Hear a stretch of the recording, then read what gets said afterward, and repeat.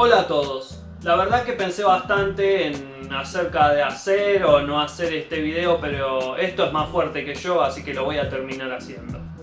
Quiero hablar sobre los liberales libertarios y su filosofía y por qué no estoy de acuerdo. Pero antes de eso quiero decir las cosas en las que concuerdo con ellos porque tienen razón. Punto número 1. Es cierto el tema del déficit fiscal del país. En Argentina históricamente el Estado gasta más de lo que recauda y en general esa deuda que toma el país para cubrir ese déficit se va en corrupción, se va en cosas como por ejemplo cuando se estatizó la deuda privada de los empresarios del país y montones de cosas que no benefician a los argentinos en general, bueno, benefician a algunos que obviamente sacan tajada de todas estas cosas. En eso estoy totalmente de acuerdo. También estoy de acuerdo en la observación del hecho de que hay que bajar la carga tributaria. En este país hay montones de impuestos. Esto entorpece la inversión, entorpece la actividad económica y la ganancia del privado para poder ahorrar y crecer. En eso tienen razón, es innegable. Y también estoy de acuerdo que el Estado no tendría que dedicarse a hacer beneficencia social y mantener a un montón de gente, sino que, según mi punto de vista, la gente tiene que trabajar o producir al menos lo mínimo que consuma, que no tiene que ser un gasto para la sociedad, a menos que obviamente sea una persona discapacitada, una persona muy anciana y demás, y todas esas excepciones en las que una persona no puede trabajar. También tienen razón en la excesiva regulación y las normativas a la hora de emprender un negocio, porque esto no está enfocado en cosas útiles como por ejemplo asegurar la calidad y la inocuidad de ciertos productos, sino que está enfocado en entorpecer la competencia y también en sacarle dinero a la gente. Les voy a dar un ejemplo en el área que estudié yo, que estoy estudiando yo, que es la ciencia y la tecnología de los alimentos, cuando vimos la regulación en materia de alimentos. El tema de la regulación en alimentos viene desde la época de los romanos. En la antigua Roma existían funcionarios públicos llamados praefectus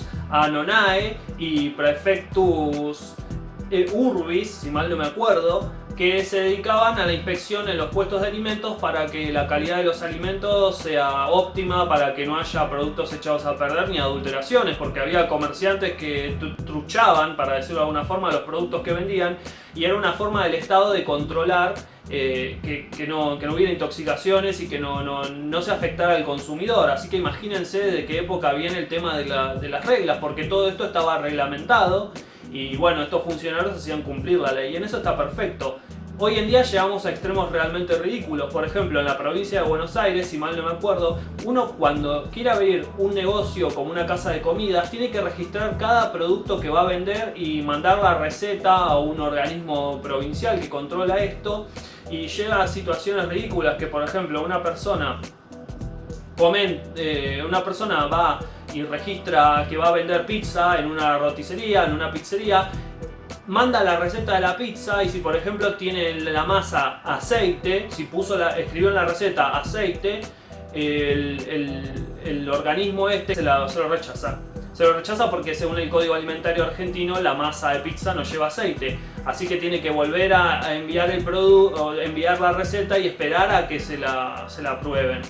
Entonces vemos lo ridículo que es, porque obviamente este pizzero que le agrega aceite a la masa le va a volver a agregar aceite a la masa y no le va a pasar nada, nadie se va a morir por esto, ¿me entienden? Pero se llega a extremos ridículos que es solamente para manejar una burocracia y sacarle plata al que está emprendiendo, al que se quiere poner un puesto de comidas. Mi problema con el liberalismo libertario no es diferente al que tengo con cualquier otra religión política, para llamarlo de alguna forma. Esto es basarse en una filosofía o en una ideología y filtrar todo el mundo por eso y buscar soluciones solamente por eso, cuando pueden existir soluciones prácticas que no tengan que ver con esto, ¿me entienden? No me gusta eso. A mí me gusta pensar y tratar de resolver las cosas de otra manera, no guiándome por un canon establecido que según mi ideología esto se resuelve así y si no, no se puede resolver, ¿me entienden? Yo, por ejemplo, al capitalismo lo veo como una buena herramienta para generar riqueza y al Estado lo veo también como una herramienta que si está en buenas manos puede producir cosas positivas para toda la sociedad y si está en malas manos obviamente que va a ser un problema. Es lo mismo que tener un cuchillo lo puedo usar para cortar pan y también lo puedo usar para lastimar a una persona si quisiera hacerlo. Entonces el problema no es el cuchillo, es la persona que lo manipula. No comparto la idea de demonizar todo lo estatal. Cuando nosotros vamos a la historia económica de los países, muchos países utilizaron al Estado como una herramienta para conseguir el desarrollo económico y coordinar los esfuerzos que de otra manera, si cada cual hiciera lo suyo o estuviera desorganizado, y la verdad que los resultados no hubiesen sido tan buenos. Los libertarios suelen mostrar el índice de libertad económica como una prueba irrefutable de que bueno, que las sociedades más libres y con menos intervención estatal son las más prósperas, pero en realidad con ese índice lo que está mostrando es una foto y lo que hay que ver es la película de cómo estas sociedades llegaron ahí. Y yo no creo que en realidad sea solamente un tema de libertad económica, hablando de lo que es un país o una nación, sino que también es el tamaño óptimo y las funciones óptimas del Estado, que eso va en relación a la idiosincrasia y a las costumbres y también a la época. No lo veo como, bueno, si liberamos todo nos vamos a volver Singapur, ¿me entiendes? Eso me parece ridículo. Hay que ver cómo esos países llegaron ahí, porque en un momento pueden ser más libres, en otros pueden ser más cerrados, y eso se va viendo sobre la marcha y sobre los intereses nacionales. Porque el tema con los liberales libertarios es que su filosofía ve al mundo como al individuo y a la vez son globalistas. O sea, el concepto de nación o de colectivismo en alguna parte está mal visto para ellos. Entonces, obviamente, cuando nosotros vemos en el mundo bajó la pobreza, sí, bajó la pobreza en algunos países, pero en otros aumentó. Estamos viendo, por ejemplo, cómo China aumenta su clase media y muchos países occidentales están perdiendo a su clase media.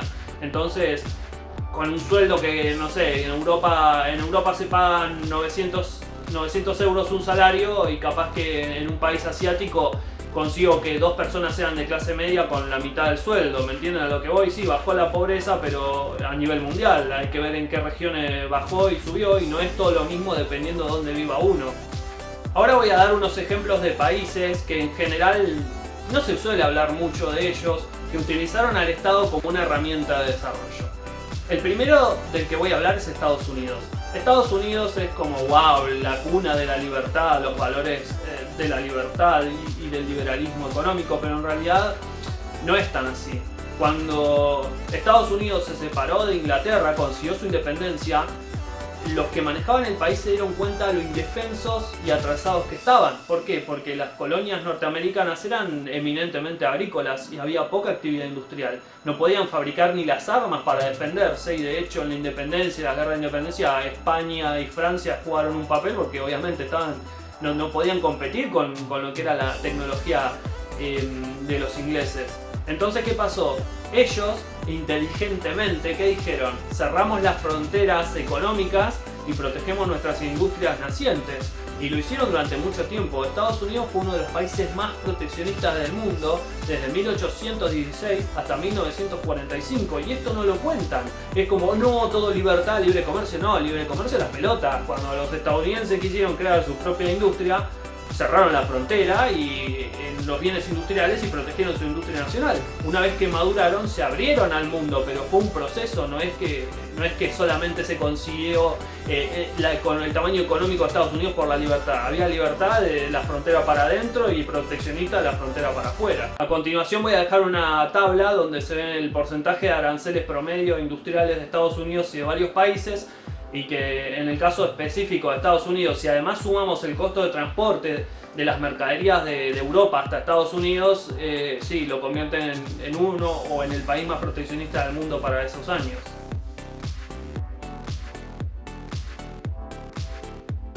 Después también como ejemplo podemos citar a Corea del Sur y Japón. Estos países eran relativamente atrasados, pero consiguieron un desarrollo económico basándose en la industria, cerrando sus fronteras y con alto intervencionismo estatal. El Estado prácticamente les decía qué era lo que tenían que producir, y la verdad que la industria oriental era muy mala al comienzo, y se fueron perfeccionando, fueron mejorando y fueron ganando mercados cuando mejoraron la técnica y la calidad de sus productos.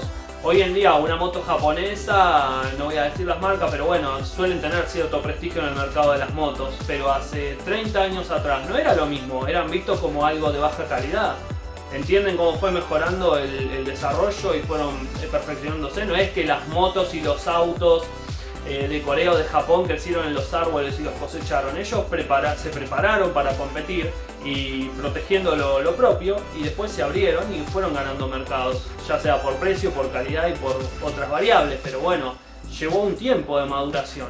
Lo mismo va a pasar con China. Hoy en día la industria china es vista como algo de mala calidad y supongo que a medida que vayan evolucionando y perfeccionando su sistema productivo van a ser cada vez mejor calidad y van a generar marcas y productos que la gente aprecie bastante. Últimamente se está viendo con los celulares que fabrican en China que están ganando terreno en los países occidentales. Investigando también sobre el desarrollo de los países me encontré una nota que le hicieron al economista coreano del sur, Ha-Joon Chang, que cuenta que por ejemplo Singapur, que para muchos es el ejemplo de que el libre mercado te hace rico y que no hay intervención estatal, que bueno, que cuenta que no es tan así. Por ejemplo, Singapur tiene alrededor del 20% del PBI del país que es responsabilidad o es el fruto de las empresas estatales nacionales, o sea, empresas estatales, 20% del PBI se explican por esto. Y además no solamente esta es la parte, digamos, socialista del país, sino que además el 90% de las tierras está en manos del gobierno.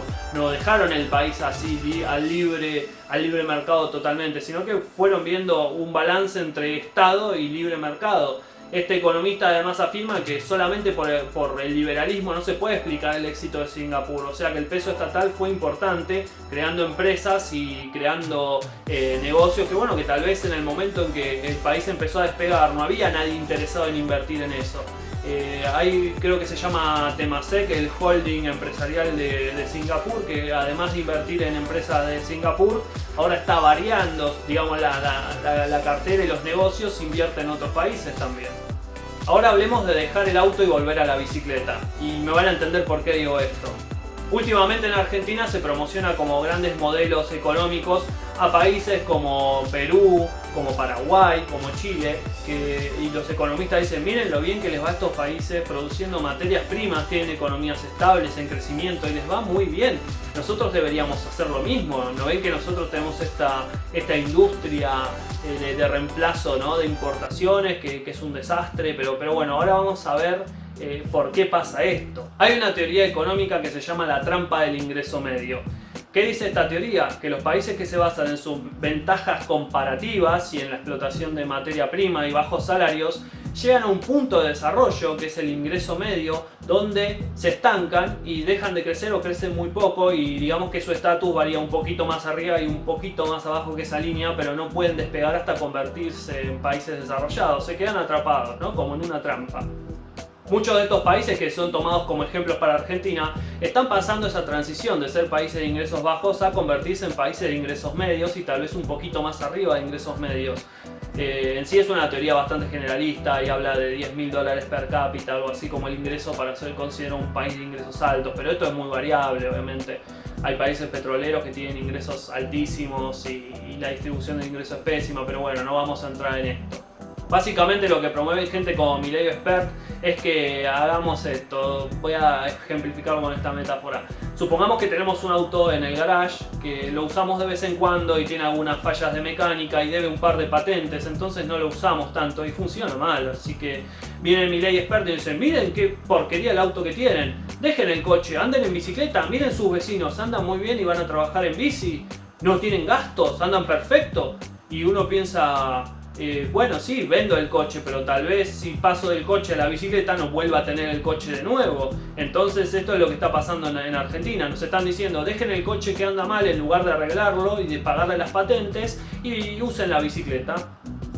En lugar de ir para adelante, estamos yendo para atrás. Nuestro coche que funciona mal, obviamente, es nuestro aparato industrial. Argentina es un país relativamente bastante industrializado, que tiene fallas competitivas, que tiene a veces problemas de calidad y también es entendible, o sea que desde el año 74 que no hay un modelo de desarrollo económico, hay gobiernos que cambian las normas a cada rato, que una vez son más liberales, otras veces son más proteccionistas, pero no hay realmente un programa, vamos a hacer esto en 5 años, esto en 10 años. Entonces la verdad que bueno, que lo que deberíamos hacer no es cambiar el auto por la bici, sino que hacer que el auto funcione y bueno, ver la forma de encarar esto, y seguramente haya industrias que van a tener que desaparecer por no ser competitivas, otras nuevas que van a surgir y otras van a terminar creciendo y van a ganar mercados en otros lugares. Pero para esto necesitamos al Estado, y en lugar de como dice esta gente, de eliminarlo y de volver atrás a una economía básica de exportaciones primarias y de servicios.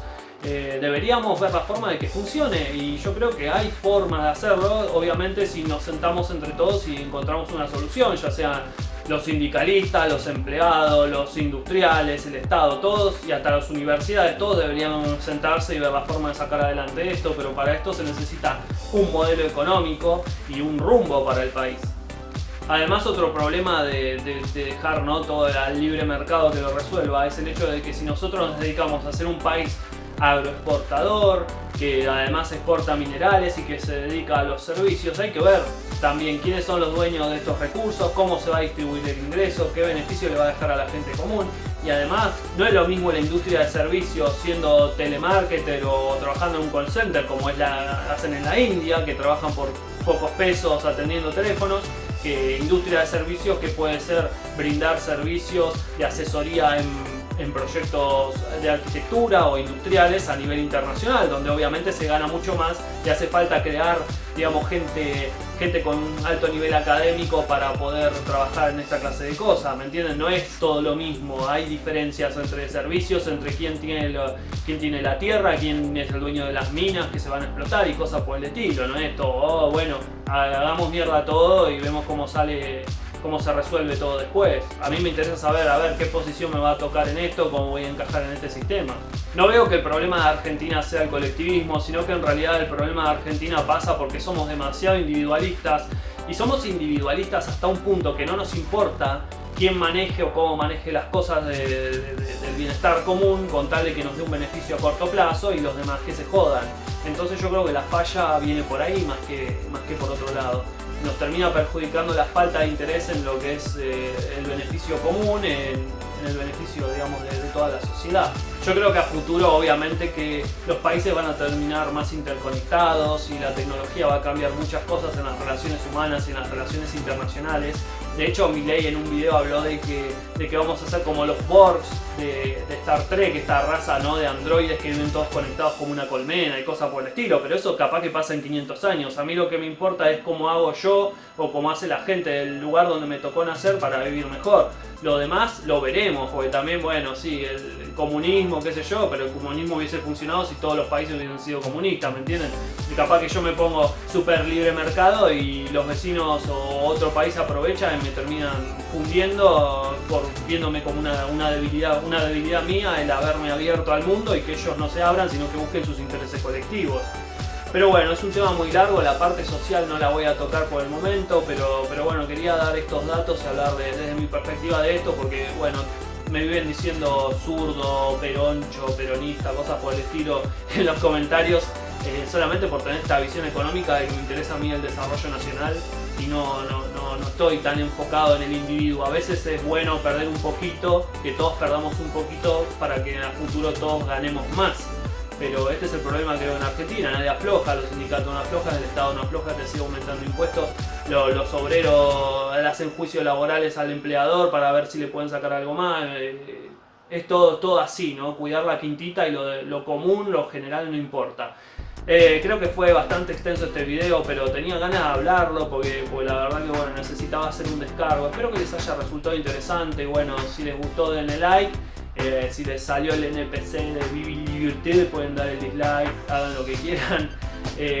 Bueno gente, hasta acá llegué, gracias por haber visto este video y nos vemos en la próxima. Saludos.